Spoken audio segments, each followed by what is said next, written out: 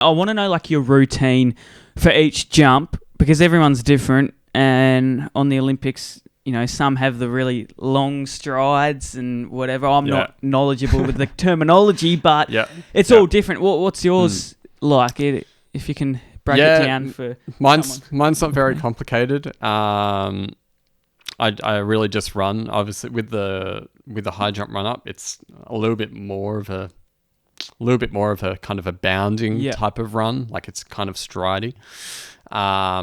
But yeah, mine's not too complicated. I just have a walk-in approach, 2-step walk-in approach, and or just a standing approach, and then it's just a gradual kind of rhythm. Some people change it up quite a bit and will have a bit of a hop or a skip at the start, or they might, or like the world record holder has these massive loping kind of strides throughout his run up, and it's a completely personalized thing. Depending on the athlete. I'd like to know your perspective on that because I obviously I'm not as knowledgeable in high jump, but I would assume you'd want to be running to the bar as fast as possible. I might not be right in saying that, but I feel like if you're taking long strides, like what are the benefits of that? It's completely personal. Fast isn't necessarily always the right thing. Right.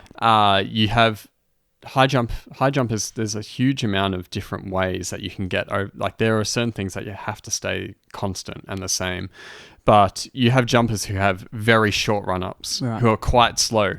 Certain things that remain the same is that you want to have a nice acceleration in those last 3 strides. You need to have a bit of acceleration to hit the ground, but you'll have slow jumpers who are lopey and boundy. Wow. And then you'll have, going back to Brandon, he's a speed jumper. He has a massive run up. Yeah. And he relies a lot on his speed to generate that height for him.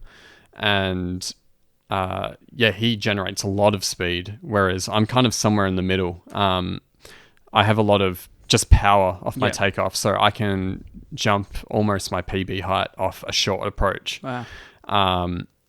And you know, there's different ways people do it, but a lot of the time you're just trying to find something that you can replicate and repeat over and over and over. That's the most important thing.